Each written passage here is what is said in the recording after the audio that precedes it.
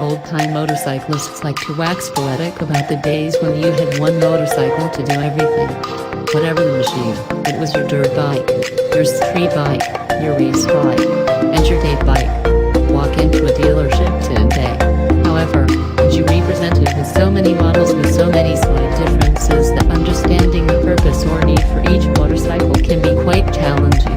Enter the 2018 Honda Africa Twin Adventure Sport.